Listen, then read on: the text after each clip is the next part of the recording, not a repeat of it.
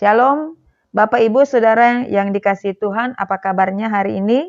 Semoga kita semua dalam keadaan sehat, penuh sukacita dan berbahagia. Nah, kita bertemu lagi dengan channel ini, channel Juliani Tom, untuk merenungkan firman Tuhan. Tapi sebelumnya mari kita berdoa. Kami bersyukur kepadamu Bapa kami dalam nama Tuhan Yesus. Engkau yang berkenan menganugerahkan hari yang baru buat kami untuk kami jalani. Dan kami akan membaca firman Tuhan dalam Alkitab serta merenungkannya. Biarlah Tuhan menolong setiap kami menganugerahkan Roh Kudus yang memberi pengertian, pemahaman tentang firman Tuhan sehingga kami mendapatkan berkat dari firman Tuhan yang akan disampaikan, diberitakan ini. Pakailah hamba-Mu Tuhan untuk menyampaikan firman Tuhan, dalam nama Yesus kami berdoa. Amin. Bapak Ibu Saudara yang dikasihi Tuhan, kali ini kita akan membaca kitab Hakim-Hakim pasal 11 ayat 29 sampai dengan ayatnya yang ke-40 dengan judul Nasar Yeftah.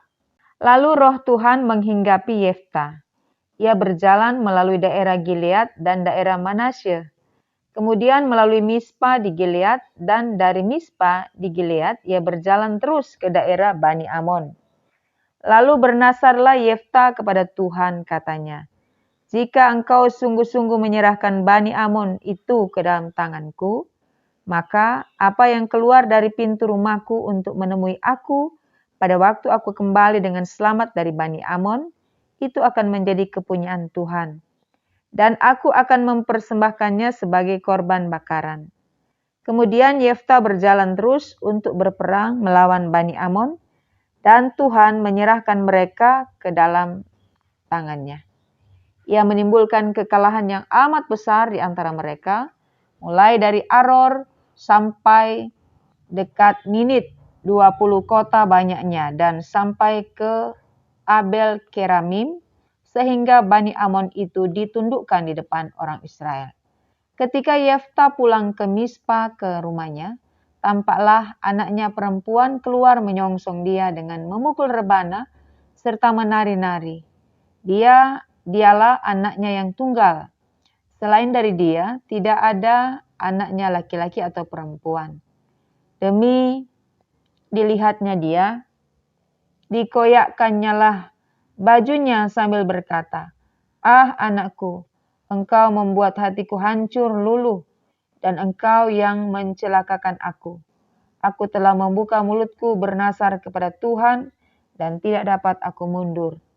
Tetapi jawabnya kepadanya, "Bapa, jika engkau telah membuka mulutmu bernasar kepada Tuhan, maka perbuatlah kepadaku sesuai dengan nasar yang kau ucapkan itu. Karena Tuhan telah mengadakan bagimu pembalasan terhadap musuhmu, yakni Bani Amon itu." Lagi katanya kepada ayahnya, "Hanya izinkanlah aku melakukan hal ini. Berilah keluasan kepadaku 2 bulan lamanya, supaya aku pergi mengembara ke pegunungan dan menangisi kegadisanku bersama-sama dengan teman-temanku." Jawab Yeftah, "Pergilah." Dan ia membiarkan dia pergi 2 bulan lamanya. Maka pergilah gadis itu bersama-sama dengan teman-temannya menangisi kegadisannya di pegunungan. Setelah lewat kedua bulan itu, kembalilah ia kepada ayahnya, dan ayahnya melakukan kepadanya apa yang telah dinasarkannya itu. Jadi gadis itu tidak pernah kenal laki-laki, dan telah menjadi adat di Israel bahwa dari tahun ke tahun anak-anak perempuan orang Israel selama 4 hari setahun meratapi anak perempuan Yeftah orang Gilead itu. Nah, demikianlah kita sudah membaca firman Tuhan. Bapak Ibu Saudaraku yang kekasih dalam Tuhan, kita akan merenungkan firman Tuhan dalam Hakim-Hakim pasal 11 ayat 29 sampai 40 dengan tema tepatilah nasarmu. Apa itu nasar? Nasar dalam bahasa Ibrani nedar. Artinya janji atau sumpah yang akan digenapi setelah apa yang diinginkan terjadi. Nah, kisah ini adalah tentang nasar dari Yeftah. Yefta ini adalah seorang hakim yang berasal dari Gilead. Ia seorang pahlawan yang gagah perkasa dan diangkat untuk memimpin Israel melawan Bani Amon. Nah, sebelum Yefta pergi untuk melawan Bani Amon dalam peperangan, ia bernasar terlebih dahulu. Nasarnya dapat kita baca dalam ayat 30 dan ayat 31. Jika engkau sungguh-sungguh menyerahkan Bani Amon itu ke dalam tanganku, maka apa yang keluar dari pintu rumahku untuk menemui aku pada waktu aku kembali dengan selamat dari Bani Amon, itu akan menjadi kepunyaan Tuhan, dan aku akan mempersembahkannya sebagai korban bakaran. Itu adalah nasar dari Yefta. Dan ketika Yefta berperang, maka Tuhan memberikan kemenangan, sehingga Bani Amon mengalami kekalahan yang sungguh luar biasa. Dan kemenangan terjadi bagi orang Israel atas pimpinan Tuhan melalui Yefta. Jadi kalau Yefta sudah menang, berarti ia senang, karena ia selamat dari peperangan itu dan membawa kemenangan. Tetapi justru ketika ia melihat anaknya perempuan ini, anak satu-satunya, anak tunggal, yang keluar menyongsong ia dengan memukul rebana dan menari-nari, justru disitulah ia sangat sedih. Sehingga Alkitab berkata, hatinya hancur luluh. Kesedihan itu dia tunjukkan dengan mengoyakkan bajunya sambil berkata, anakku, engkau membuat hatiku hancur luluh dan engkau mencelakakan aku. Aku yang telah membuka mulutku bernasar kepada Tuhan dan tidak dapat aku mundur. Di satu sisi kemenangan Israel terjadi, tapi di sisi yang lain kesedihan luar biasa. Karena Yefta mengingat akan nasarnya kepada Tuhan. Ini adalah kisah yang sangat tragis, di mana Yefta akan kehilangan anak perempuannya. Tapi di sisi lain dia harus berkomitmen sebagai pahlawan gagah perkasa, pemimpin di Israel, dia harus membayar nasarnya sehingga dia berkata bahwa aku tidak akan undur, tidak dapat aku mundur. Kemenangan itu menjadi sebuah kesedihan bagi Yefta. Karena ia harus mengorbankan anaknya sebagai korban bagi Tuhan, korban bakaran. Dan kita melihat bahwa berbeda dengan putrinya. Putrinya menerima nasar yang telah diucapkan oleh Yefta tanpa berontak, tanpa melawan. Sebab menurut putrinya, karena Tuhan telah membalaskan apa yang dilakukan oleh Bani Amon terhadap musuh Israel. Dengan meminta kesempatan untuk anaknya perempuan pergi selama 2 bulan bersama dengan teman-temannya. Mungkin ini perpisahan dengan teman-temannya dalam tangisan. Lalu setelah 2 bulan itu selesai, maka ia kembali menjumpai Yefta dan disitulah ia membayarkan nasarnya. Dan Bapak Ibu Saudaraku, dicatat dalam Alkitab bahwa apa yang terjadi ini persembahan korban bakaran dari Yefta tentang anaknya menjadi suatu ingatan, menjadi suatu adat di Israel bahwa setiap tahun, dari tahun ke tahun, selama 4 hari, anak-anak perempuan di Israel meratapi anak perempuan Yefta. Nah, kalau meratapi berarti mereka berada dalam kesedihan, mengingat apa yang telah terjadi kepada teman mereka, anak perempuan Yefta. Bapak Ibu Saudaraku, ketika kita membaca, tentu ini suatu kisah yang menyedihkan, memilukan, tragis karena bernasar kepada Tuhan sampai akhirnya Yefta harus kehilangan anaknya sebagai akibat dari komitmen dia untuk tidak melanggar nasarnya. Sebenarnya apa yang salah dengan nasarnya? Tentu Bapak Ibu, tidak ada yang salah dengan nasar yang disampaikan atau diucapkan oleh Yefta. Tidak ada. Cuma yang salah adalah Yefta ini terlalu buru-buru mengucapkan nasarnya. Terlalu sembrono. Artinya dia tidak berpikir panjang. Bahkan ketika dia bernasar, dia mungkin tidak pernah berpikir bahwa yang pertama kali akan keluar dari rumahnya adalah anak perempuannya. Mungkin pikirannya tidak sampai di situ.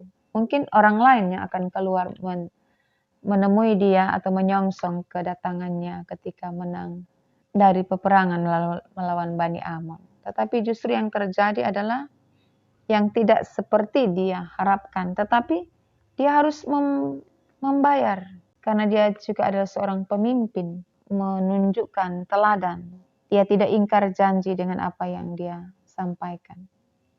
Walaupun hatinya harus teriris dan menangis, menjadi sebuah kesedihan yang dalam, tetapi dia harus tidak boleh ingkar janji, tidak boleh ingkar dari nasarnya. Menjadi sebuah pembelajaran buat kita semua, bahwa kita pun terkadang berkata-kata atau bernasar, berjanji kepada Tuhan. Misalnya ketika ada yang mengalami sakit dan sudah menahun, sudah lama, lalu tidak mengalami kesembuhan.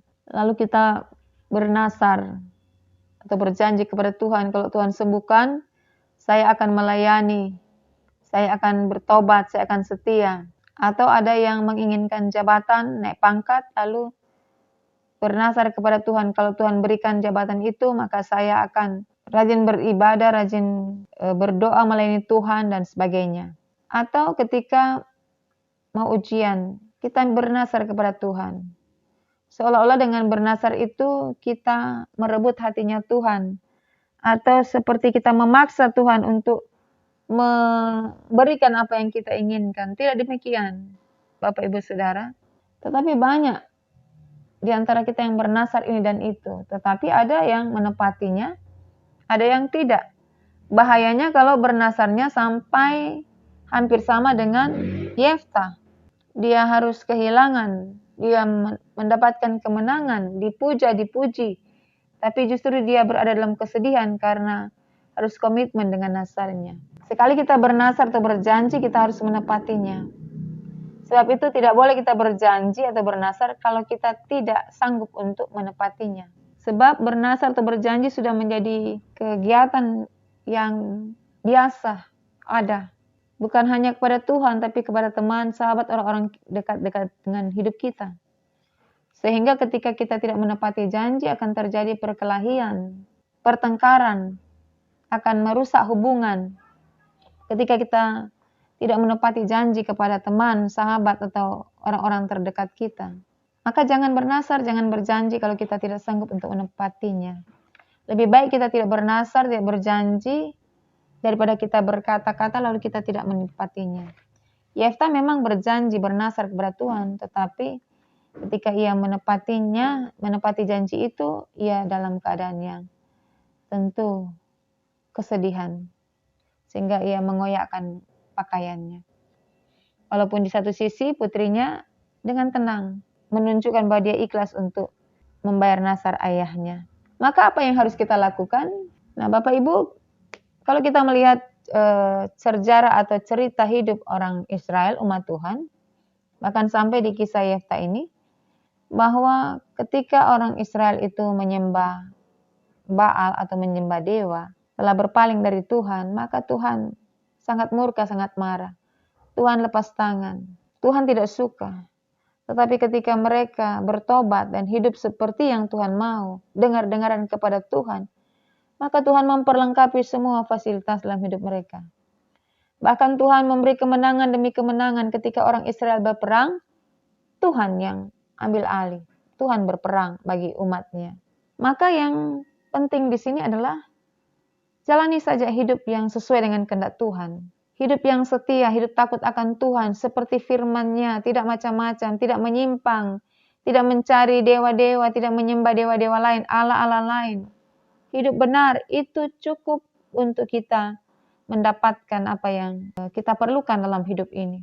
Tanpa kita bernasar, Tuhan mengerti dan Tuhan menilik setiap kehidupan umat yang Dia kasihi. Tuhan tahu mana yang berbuat benar dan baik. Takut akan Tuhan dan Tuhan tahu mana yang tidak atau tak acuh dengan Tuhan atau hidup dalam dosa dan kesalahan.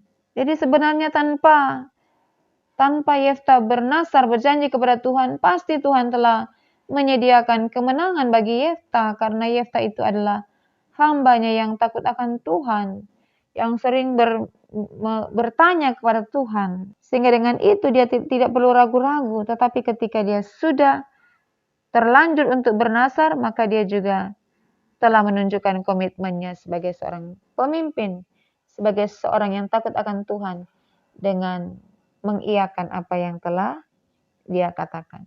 Jadi walaupun berat, tetapi kalau kita sudah berjanji, berkomitmen, atau bernasar, ya jalani itu. Itu yang Yefta lakukan. Dia berani untuk menjalani atau membayar nasarnya, walaupun dia harus ada dalam kesedihan. Karena dia sudah berkomitmen. Itu komitmen penting bagi kita supaya kita juga dipercaya, baik oleh Tuhan maupun oleh orang lain. Kalau kita berkata ya, biarlah itu ya di atas ya, tidak di atas tidak. Kalau kita berkata A, kita melakukan A. Bukan kita berkata A, kita melakukan C, dan sebaliknya. Itu yang kita ambil dari Yefta. Selain pembelajaran tentang bernasar. Maka hati-hati dengan apa yang kita mau katakan. Kita harus memikirkannya, mengolah dalam pikiran, baru kita mengeluarkan dalam mulut. Sehingga apa yang kita telah katakan, itu tidak bisa kita tarik lagi. Tetapi ketika kita berpikir dalam-dalam, apa konsekuensi, apa akibatnya kalau kita berkata A, berkata B, berkata C. Paling tidak kita sudah harus siap dengan seluruh nasar atau janji atau ucapan-ucapan kita kepada Tuhan dan kepada orang lain. Kalau kita tidak siap, ya itu akan sangat menghancurkan diri kita sendiri.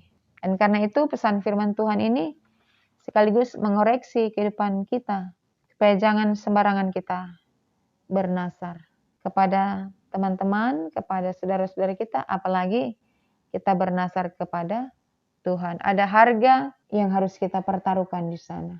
Biarlah firman ini memberkati kita sekalian. Amin. Mari kita berdoa. Sungguh kami bersyukur Tuhan menegur kami lewat firman-Mu. Mengajarkan kami untuk tidak sembarang berkata-kata, apalagi bernasar berjanji kepada Tuhan dan sesama kami. Pakailah seluruh hidup kami untuk jadi berkat bagi Tuhan, menjadi contoh dan teladan. Sehingga nama Tuhan dipermuliakan melalui cara-cara hidup kami yang benar. Dalam nama Tuhan Yesus kami berdoa. Amin.